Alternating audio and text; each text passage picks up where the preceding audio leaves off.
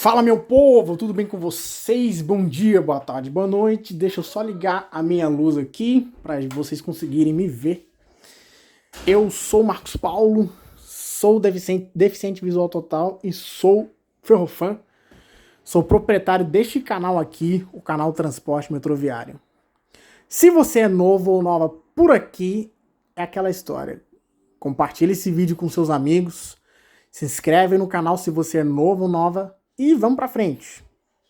Hoje vamos falar de retrospectiva, porque o ano de 2022 está acabando e o ano que vem trará muitas coisas boas, trará muitas novidades acerca da mobilidade urbana sobre trilhos, tá? Mas antes disso, repito, se inscreva no canal, não esqueça de ativar o sininho para receber as notificações.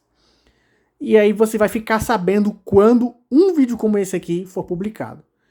E se você já é inscrito, não esqueça de compartilhar com seus amigos e compartilhar também nas redes sociais, tá bom? Muito bem, 3 coisas que marcaram esse ano de 2022. Uma delas é a questão dos testes de CBTC da linha 1 azul, a linha mais antiga do sistema metroviário de São Paulo, tá? Por enquanto, somente a linha 1 azul está com CBTC. Eu não sei se agora está por definitivo. E graças a Deus vai dar tudo certo. Os trens vão circular com mais, assim, tranquilidade, como tem feito até aqui. O CBTC, ele é bem mais seguro, bem mais eficiente do que o ATC propriamente dito. E ele está revolucionando o mundo inteiro, principalmente no mundo do transporte ferroviário. No caso, o transporte metroferroviário. Certo? E o CBTC, o que ele vai trazer de benefício? Ele vai trazer o seguinte, ele vai trazer, além do número mínimo de intervalos, no caso, entre um trem e o outro, por exemplo, o intervalo agora atual do metrô de São Paulo é de 1 a 2 minutos. Agora, com o CBTC, vai ficar menor ainda, que eu não sei quantos segundos ele vai, quantos minutos ele vai ficar, ficará assim o headway, ou o intervalo, como queiram chamar, né? E uma outra coisa é que ele colocará mais trens em circulação, principalmente em horário de ponta. Tanto pela manhã quanto à tarde. Porque fora do horário de pico não tem como, né? Porque eles vão lá pra ficar na reserva e caso precisem e tal, tudo mais, certo? Acredito que os usuários estão gostando, porque tem gente que acha que o CBTC já piorou em algumas coisas. E só lembrando que é um sistema novo que está começando a entrar aí no metrô de São Paulo, na linha 1 azul do metrô de São Paulo, porque é uma linha antiga, gente. Vamos ser sinceros. É uma linha antiga que precisa de modernização pesadíssima mesmo, sem brincadeira. Precisa de modernização 100% e, para isso, necessário colocar as portas de plataforma nas outras estações que não possuem, tá? Porque Jabaquara e Tucuruvi já tem, faltam as outras, certo? Assim como também na linha 3 vermelha nós temos aí a instalação de portas de plataforma, incluso com essa questão do CBTC, que fará sincronia com a abertura e o fechamento das portas dos trens, tá? Bom, essa é a primeira coisa que eu já falei aqui que marcou. A segunda coisa, agora falando do metrô do Distrito Federal, é que no dia 29 de junho, depois de 2 anos da pandemia, da Covid-19, porque durante a pandemia só foram inauguradas 2 estações, no dia 16 de setembro, tá? Que foi o mês do meu aniversário praticamente, né? Mas antes disso, foi inaugurada, como já falei até em um dos vídeos meus, nada mais, nada menos do que a estação Estrada Parque. Estão querendo até fazer como o metrô de São Paulo.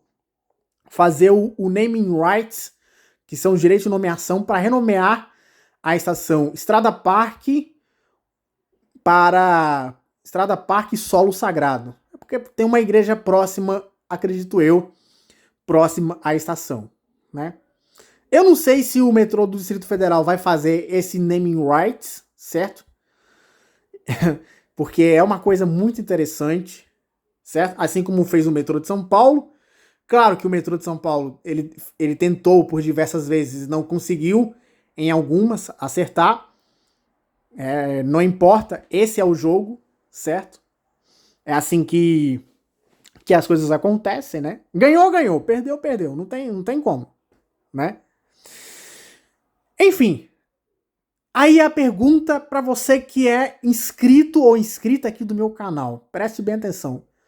É uma pergunta reflexiva. Reflita comigo no seguinte. Por que só agora, depois desses anos aí, tanto antes da pandemia quanto depois da pandemia, o projeto de licitação para a área de Samambaia, com a exceção de 3,6 km de trilhos, vai ser licitado? Por que será, hein, gente? Por quê? Quando eu falo que Brasília é uma capital que ela, por um lado, ela tem concurso público bom, ela paga bons servidores, principalmente aqueles que trabalham no metrô e em outras estatais, e principalmente em bancos no caso, o Banco BRB. E tem, por exemplo, o ótimo turismo, tem a questão da conservação ali, colocando as áreas verdes ali na região do plano piloto, né? Quando eu falo, é disso que eu tô falando. Só que Brasília, em se tratando de transporte público, agora que o governador vai começar a mexer a partir do ano que vem, tá muito a desejar, muito a desejar. Por exemplo, o meu canal não é voltado para ônibus, mas eu vou falar a questão da questão dos ônibus aqui do Distrito Federal. Cara, tem ônibus que eu já andei, por exemplo, que lamentavelmente tem piso alto. Já era para o DF seguir o exemplo de São Paulo, não só em questão do transporte sobre trilhos, mas em questão do transporte sobre pneus, é o caso dos ônibus, né? Por exemplo, colocar ônibus com piso baixo, com climatização, no caso de ar-condicionado, tomadas USB, Wi-Fi e outra coisa, gente. Eu tava lendo hoje no Diário do Transporte, sobre a chegada de mais ônibus elétricos, tá? 100% elétricos, fabricados pela BYD, só que são encarroçados por fabricantes diferentes, como por exemplo a Caio, a Marco Polo, a Mercedes-Benz e tem uma outra que surgiu há pouco tempo, parece, eu acho, né? Que é a Eletra. Não sei se é Eletra, alguma coisa assim. Se alguém que é busólogo aqui que me segue, por favor, souber o nome correto, deixe nos comentários, tá? Porque eu não sei pronunciar direito o nome. E tem também a Mascarello, só que é mais para fabricar os ônibus do BRT. E já que eu tô falando do BRT, o GDF agora vai construir uma obra de grande importância, que é o BRT Norte, que passará por aqui, por Taguatinga. Vai vendo. Já era para ter ônibus articulados aqui, circulando por aqui, por Taguatinga, né? Porque vamos supor, por exemplo, o seguinte. Estamos aí ainda no verão, certo? Certo. E nesse verão, só que na verdade em qualquer estação do ano, qualquer época do ano, todos os ônibus aqui do Distrito Federal já deveriam circular há muito tempo com climatização, com ar-condicionado, entende? Só que assim, eu sei que a licitação para renovar a frota é um tanto custosa, não é coisa barata, porque não é brincadeira, cara, né? Ônibus elétrico, nem se fala, mano. E aí você tem que investir. Só que no caso dos ônibus elétricos aqui do DF, só temos 6. Era para ter mais.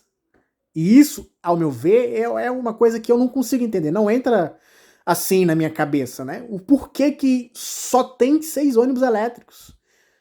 E climatizados, por sinal, para circular pelo DF. Ah, mas é porque é caro. Eu sei que é caro, mano. Eu sei que é caro, mas vale a pena investir nesse sentido. Igual, por exemplo, o BRT. BRT Norte agora, que eles vão construir, eles têm que colocar ônibus elétrico, cara. Ônibus BRT elétrico. Movido a bateria. As baterias, né? Porque vamos pensar no seguinte. Os ônibus são silenciosos, né?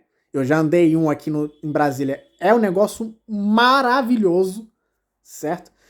Eu queria tentar achar ele quando eu fosse, por exemplo, lá no plano piloto e tirar, por exemplo, uma foto e postar lá no meu Instagram, né? Porque o meu canal é voltado mais para transporte sobre trilhos. Então, eu queria postar lá no meu Instagram para vocês verem lá, para quem é busólogo, essas coisas, né? Então, assim, me digam aí o que vocês acham, né? Você que é do DF, que me segue aqui no meu canal, me digam aí o que vocês acham, certo? Vamos voltar então sobre o metrô do Distrito Federal, né? Uma terceira coisa é que, a partir do ano que vem, duas coisas vão acontecer em se tratando do transporte sobre trilhos ainda, tá? Uma delas é o VLT, que, como eu já falei no vídeo, vai ser movido, a alimentação vai ser no chão, por solo, é como se fosse um terceiro trilho, mas acho que não é, porque eu não sei se o VLT tem só a catenária ou o coletor, ou se tem um terceiro trilho, eu não sei, porque eu nunca andei no VLT, eu não sei como é que é, né? Eu gostaria muito de conhecer um VLT da vida, né? Tipo, no Rio de Janeiro, né? Mas, enquanto não sai o VLT, o metrô do Distrito Federal, finalmente, depois de anos, sem expandir o metrô, porque a última vez que o metrô teve a sua expansão concluída com sucesso, foi, quer ver? Em 2009, por aí, 2009. Não sei se... foi em 2009, 2010, por aí. Nessa época aí. Então foi a última vez que o metrô, assim, expandiu para algumas áreas. Por exemplo, colocaram mais estações. A exemplo da estação 112 Sul, a 102, a 108. Em 2020 foi colocada a 110 e a 106 Sul para funcionar. A última estação que falta para completar as estações subterrâneas é nada mais e nada menos do que a estação 104. Até um funcionário do metrô até falou comigo dizendo que as viagens são um pouco demorando porque a gente tem que passar por essas estações assim, 110 e 106, né? A 104 agora inaugurada, nem sei como é que vai acontecer, né? Mas eu acho que vai ser bem interessante. E claro que o metrô de Brasília precisa investir em modernização pesada em algumas coisas. Por exemplo, a questão da compra de novos trens. E renovar os antigos, os 20 trens da série 1000, todos eles colocando climatização HVAC e tirar aquele aquele motor de tração chopper para colocar os motores de tração mais novos, como é o caso, por exemplo, da frota D. O antigo frota D agora já é a frota L, né? Que pode se manter a máscara original, mas a tração, novos componentes, o ar-condicionado tem que ser colocado. Tem que ser colocado para colocar a instalação de ar-condicionado, né? Agora, se caso, por exemplo, fizer frio, aí pode ser que a ventilação ajude alguma coisa, né? Porque no frio é bem mais interessante. Esquenta até um pouco, né? Mas o ar-condicionado é muito importante, principalmente na época do calor. Na época do calor, que faz muito calor aqui no DF, só que vai até 36 graus aqui, certo? E aí eu chego na parte da futura concessão. Lembra que eu falei da questão da concessão do metrô do Distrito Federal? E muita gente dizendo que vai ser igualzinha a Supervia. Só que vamos combinar o seguinte. A Supervia é controlada pela CCR. Eu não sei se é a CCR, não sei se é controlada pela CCR, né? mas a Via Mobilidade é controlada pela CCR. O que acontece?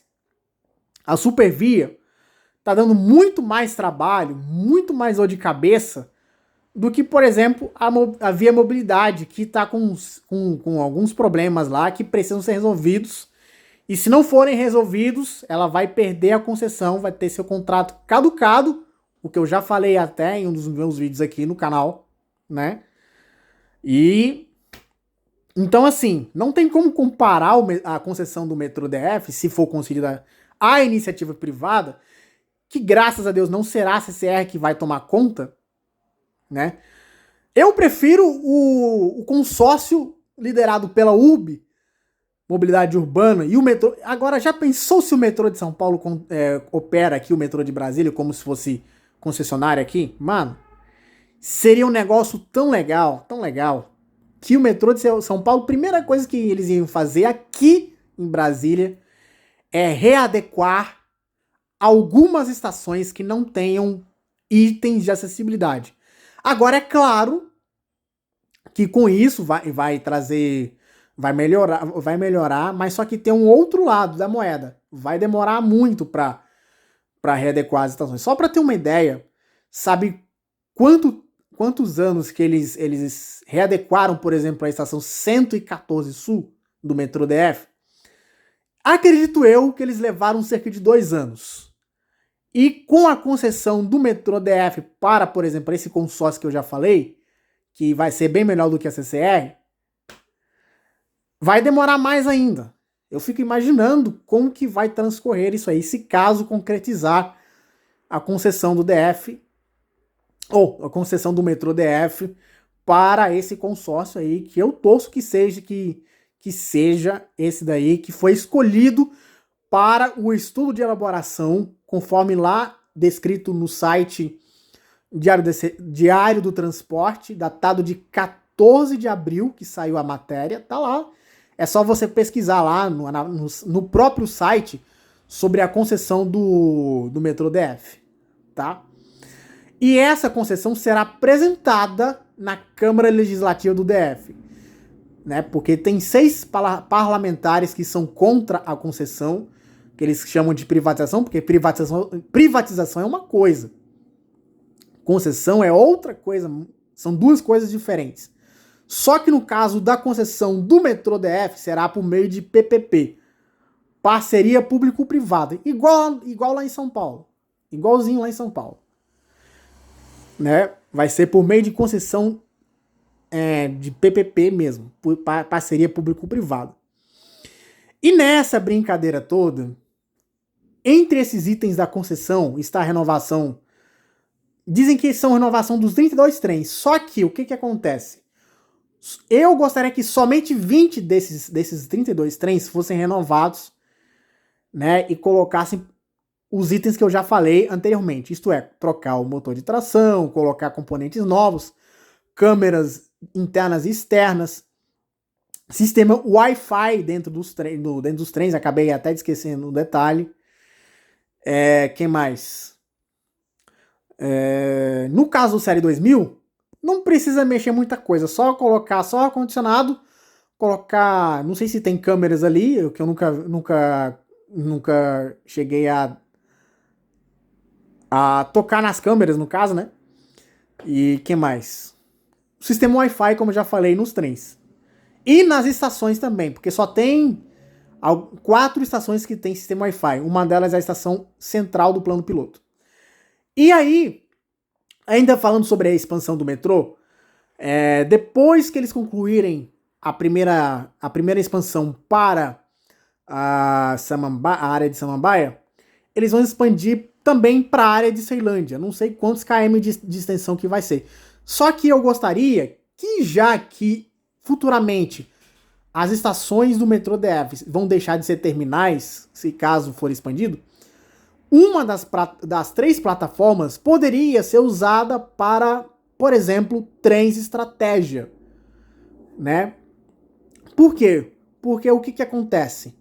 O metrô de São Paulo tem estações onde uma das plataformas, que são 3 plataformas eu acho, no caso da estação Sé, tanto da linha 1 azul quanto da linha 3 vermelha, eles utilizam uma das plataformas para trem estratégia, né? Porque aí, o que acontece? Um trem estratégia saindo vazio vai pegar o pessoal ali nas estações que tem menos movimento, certo?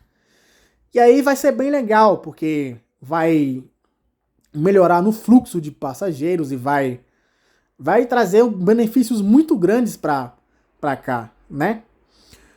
E a questão da terceira linha, que eu já falei, é a linha sul do metrô DF, que vai ligar até Santa Maria. Acredito eu que vai passar pelo Gama e vai chegar lá em Santa Maria. Só que eu acredito que não será subterrâneo, porque se for subterrâneo, vai demorar muito mais tempo. E tem a questão da escavação por tatuzão. Se bem que os tatuzões agora tem tecnologia de ponta, mas vai demorar um pouco mais, entende? Como que vai ser esse negócio, né? E é isso mesmo aí, meu povo. Se vocês gostaram desse vídeo, curtam, compartilhem com seus amigos. Eu vou postar esse vídeo hoje, certo? Um grande abraço, eu fico por aqui e até o próximo vídeo. Valeu, fui!